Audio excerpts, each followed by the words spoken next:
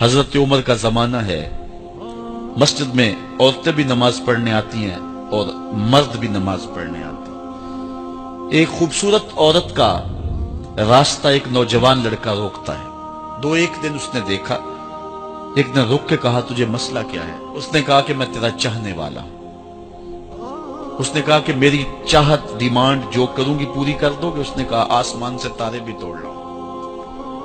اس نے کہا بس میری یہ خواہش ہے 40 دن حضرت عمر کے پیچھے نمازیں پڑھ لو، اس کے بعد 40ویں دن کی آخری نماز کے بعد یہاں میں منتظر ہوں گی تیری اور تیرا انتظار کروں۔ 40 دن نمازیں چلتی رہی۔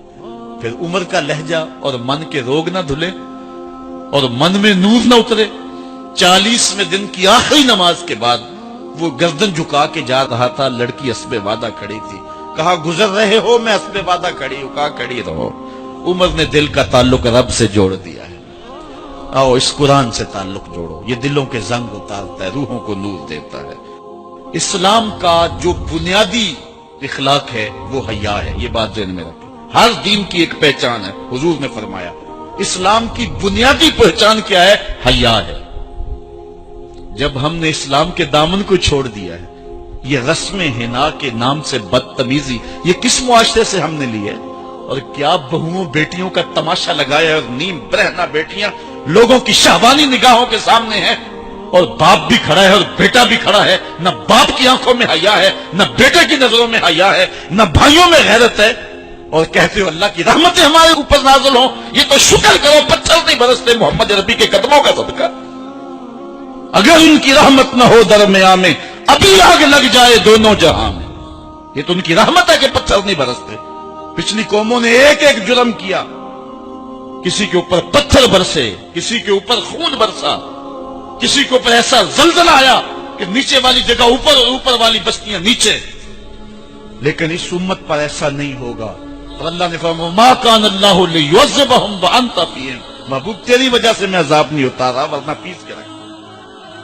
سر سے لے کر پاؤں تک ہم اسلام میں آ جائیں، چھوڑیں آدھا تیتر آدھا بٹیر، جہاں جی چاہا اسلام کے دامن میں آگے اور جہاں جی چاہا ادھر چلے گئے۔ مسجد میں بھی چندہ دیا اور ہوٹل میں بھی شراب پی، رب بھی خوش رہے شیطان بھی راضی رہے، ایسا نہیں ہوگا۔ رب کہتے نہیں کہ میرے ہو تو پھر میرے ہی ہو۔ کوئی بھی غیرت مند محبوب نہیں جو ہے تسلیم کرتا کہ میرا محب کسی اور کی طرف نظر اٹھا کے بھی دیکھے، تو رب سب سے بڑا غیرت مند ہے، وہ نہیں چاہتا میرا ہو اور کسی اور کی طرف دیکھے۔ تم کون ہے؟ مغربی تہذیب لگتی کیا ہے تمہاری؟ اپنی ملت کا قیاس اقوام مغرب سے نہ کر، خاص ہے ترکیب میں تجھے قوم رسول آخر۔ تم غیروں کی نقالیاں کرتے پھرتے ہو، تمہارے سامنے سیدہ عائشہ کی سیرت موجود نہیں ہے؟ تم مغرب کی ٹینوں بننے کی کوشش کرتی ہے میری بیٹی، تیرے سامنے محمد کی بیٹی فاطمہ کا نقشہ نہیں ہے؟ کدھر بھاگ رہی ہے؟ یہ بال کھول کے بازار میں کون جا رہا ہے؟ یہ نیم برہنہ کون جا رہا ہے؟ دیکھ محمد عربی تجھے کیا آواز دے رہے، ان کا لہجہ کیا، اس کو سن اور زندگی کو اس کی مطابقت میں گزار۔ اصل ہمارے دل زنگ آلود ہو گئے، اس دنیا کے اس ماحول نے ہمیں اس طرح کر دیا ہے کہ آج ہمیں سمجھ نہیں آ رہی کہ ہم کدھر جائیں۔ اور ایک اور حدیث میں حضور نے دلوں کا اور من کا میل اتارنے کے 2 نسخے بیان کیے، ایک کثرت کے ساتھ موت کو یاد کرنا، کثرت کے ساتھ موت کا تذکرہ، اور دوسرا کثرت کے ساتھ جو ہے وہ تلاوت کلام مجید۔ اصل 10-15 سالوں سے ہمارے ساتھ جو کچھ ہوا ہے، آج اگر کوئی تذکرہ موت کرے، کوئی آخرت کی یاد دلائے، کوئی عمل کی بات کرے، وہ کہتے ہیں یہ تو ویسے خوش کیسے کیا پتا، قبر کا مذاق اڑا رہا ہے۔ اللہ اکبر، قبر دا خوف دے دے کے لوکی مینوں ڈرا دے۔ میں کہتا ہوں لوگ ہے کون ڈرانے والے؟ منکر نکیر کا پتہ آمنہ کے لال نے دیا ہے۔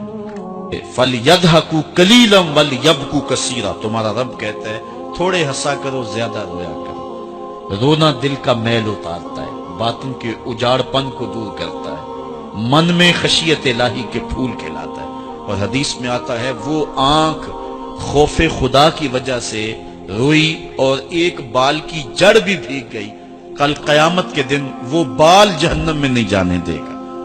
عرض کرے گا مالک یا اسے جنت دے دے یا مجھے نکال لے، تو رب بال تو نہیں نکالے گا، اللہ تعالیٰ اس شخص کو جنت عطا فرمائے۔ لا خیر فی عین لا تبکی من خشیت اللہ، امام ابو نعیم نے لکھا حلیہ میں، اس آنکھ میں بھلائی کوئی نہیں ہے جو خوف خدا میں روتی نہیں۔ رونے کا مزاج بناؤ، طبیعت کے اندر نرمی پیدا کرو۔ اگر طبیعت سخت ہے، بعض لوگ تباً سخت ہوتے ہیں، تو روزانہ شام کے وقت قبرستان میں جا کر کے کچھ وقت گزار کے آیا کرو۔ اپنی طبع میں نرمی پیدا کرو، طبیعت میں سادگی پیدا کرو، اپنے زندگی کے معاملات کو زیادہ نہ پھیلاؤ کہ جو حساب دینا مشکل ہو جائے۔ مجھے اپنے والد گرامی کی ایک بات یاد آئی، آپ فرمایا کرتے تھے جس شخص سے پیار ہو جائے نا، اس کی آخرت کے لیے سوچا کرو کہ اس کی آخرت ٹھیک ہو جائے، اس کے لیے محنت کرو، کوشش کرو، جو تم کر سکتے ہو کہ اس کی آخرت ٹھیک ہو جائے۔ ہاں، ہر بندہ چاہتا تو یہ ہے کہ میری زندگی آسودہ ہو، آسودہ ضرور بناؤ زندگی کو، لیکن خیال رکھو کہ اس دنیا کی زندگی کی آسودگی سے آخرت کی آسودگی جو ہے وہ زیادہ عزیز ہے۔ یہ 4 دن کی زندگی ختم ہو جانی، تھوڑی ہے، بالکل سانسوں کی گنتی ہے اور ختم ہو جانے والی ہے، اور وہ زندگی نہ ختم ہونے والی۔ اس لیے خندق کھودتے صحابہ پر جب حضور کو پیار آیا تو دعا کیا دی، اے اللہ میرے انصار کو بھی بخش دے، میرے مہاجروں کو بھی بخش دے، کیونکہ زندگی تو آخرت کی زندگی ہے، ان کی آخرت کی زندگی کے لیے خاص طور پہ دعا مانگی۔ اس لیے اپنی آخرت کی زندگی کے بارے ترجیحاً ہم سوچیں اور اپنی زندگی کو بہتری کی طرف لے جائیں۔ 5 گانہ نماز شعار زندگی بنا لیں۔ زندگی جاتی ہے تو جائے، لیکن نماز نہ جانے پائے۔